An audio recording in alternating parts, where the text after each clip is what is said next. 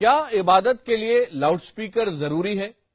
क्या मस्जिदों में अजान के लिए लाउडस्पीकर आवश्यक है?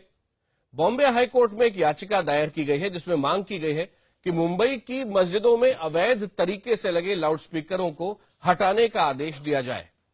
दरअसल ये याचिका सामाजिक कार्यकर्ता संतोष पचलग ने दायर की थी और इसी याचिका पर सुनवाई के दौरान एक और शख्स मोहम्मद अली ने भी अपना आवेदन इस केस के साथ जोड़ने की अपील की है। याचिकाकर्ताओं का दावा है कि मस्जिदों में लाउडस्पीकर का उपयोग मजहब के खिलाफ है।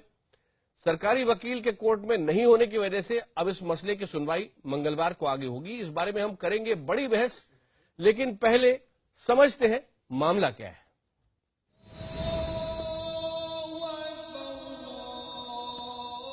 फिल्मों में इस तरह के सीन कई बार देखने को मिलते हैं। कई बार आप अपने आसपास भी इस तरह की आवाज को सुनते होंगे। दरअसल मस्जिदों में 5 वक्त की नमाज के पहले अजान दी जाती है ताकि नमाज पढ़ने वाले वक्त से मस्जिद पहुंच सकें और इबादत कर सकें। मुंबई की मस्जिदों में लगे लाउडस्पीकर को लेकर एक याचिका दायर की गई है जिसमें ये आरोप लगाया गया है कि महानगर की 1100 में से 800 मस्जिदों में लाउडस्पीकर बगैर अनुमति के लगाए गए हैं, लिहाजा इन अवैध लाउडस्पीकर पर कार्रवाई की जाए। याचिकाकर्ता संतोष पचलग की याचिका पर सुनवाई होनी थी, लेकिन इस बीच एक और सामाजिक कार्यकर्ता मोहम्मद अली ने एक हस्तक्षेप याचिका दायर की। मोहम्मद अली ने अपनी याचिका में दावा किया है कि मस्जिदों में लाउडस्पीकर का इस्तेमाल करना मजहब के खिलाफ है। स्पीकर का इस्लाम में कोई जिक्र नहीं है। मौलवी और मौलानाओं की धारणा है कि आवाज सुनकर ज्यादा लोग नमाज के लिए आते हैं, पर हकीकत ये है कि जिन्हें आना होता है वही पहुंचते हैं। याचिका में मांग की गई है कि इनके खिलाफ कार्रवाई की जाए। इसके अलावा अली ने ये दावा भी किया है कि 64 मुफ्तियों ने नमाज के लिए लाउडस्पीकर के इस्तेमाल को लेकर फतवा जारी किया हुआ है।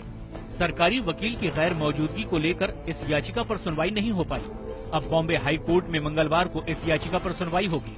कोर्ट में जारी कानूनी जंग के पहले भी पाकिस्तानी लेखक तारिक फतेह ने इस बारे में सवाल खड़े किए थे। मैं एक शहर में था, भीमताल में 600 मुसलमान रहते हैं, 12,000 हिंदू रहते हैं। 4:30 बजे सुबह इतनी चिल्ला चिल्ला के अजान सुनी कि मैं पैदल 1.5 किलोमीटर गया हूं जाके मौलवी से लड़ने के लिए। मैं देखा 7 आदमी नमाज पढ़ रहे थे, सिर्फ 7 आदमी। शाम तक बैठा रहा। बताइए कि ये हुस्न खलूक की आप बात कर रहे हैं और वो कन्विंस्ड हैं कि नहीं, हमारे जो हिंदू दोस्त हैं वो कहते हैं अगर अजान नहीं हुई तो हम उठेंगे कैसे। इससे पहले लाउडस्पीकर के इस्तेमाल पर सख्त रुख अपनाते हुए 28 अक्टूबर 2005 को सुप्रीम कोर्ट ने कड़े दिशा निर्देश जारी किए हैं। सुप्रीम कोर्ट ने धार्मिक स्थलों पर लाउडस्पीकर के इस्तेमाल को धार्मिक स्वतंत्रता मानने से इनकार कर दिया था। सुप्रीम कोर्ट में इस मामले पर फैसला सुनाते हुए तत्कालीन मुख्य न्यायाधीश RC लाहौटी और अशोक भान की खंडपीठ ने भगवत गीता के भगवान कृष्ण और अर्जुन के संवाद का हवाला दिया था, जहां पर भगवान कृष्ण अर्जुन से कहते हैं, धर्म ज्ञान उन लोगों को देने की जरूरत नहीं है जिसे पश्चाताप न हो, या फिर जो पहले से ही तप में डूबा हो, या फिर जिसकी धर्म की तरफ इच्छा नहीं है, या फिर जिसे मुझ में विश्वास नहीं है। गीता का ज्ञान उसे ही मिलना चाहिए जिसमें मेरे प्रति आस्था है और मेरे पास अकेले आना चाहता है। मस्जिदों में अजान को लेकर कबीरदास ने अपने दोहों में भी सवाल खड़े किए थे।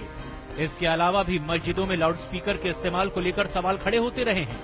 अब अदालत में इस मामले पर लड़ी जा रही कानूनी जंग के फैसले पर सभी की निगाहें टिकी हुई है। Bureau report, IBN 7। इबादत के लिए लाउडस्पीकर क्या जरूरी है, यही है आज का मुद्दा। मस्जिदों में लगने वाले लाउडस्पीकर पर बॉम्बे हाईकोर्ट में दायर याचिका पर कई बार सवाल उठाए जा चुके हैं और इस बार जो याचिका लगी है इसमें जो सवाल खड़े हो रहे हैं उनको एक बार देखते हैं। सबसे पहले, क्या इबादत या पूजा इनके लिए लाउडस्पीकर जरूरी है?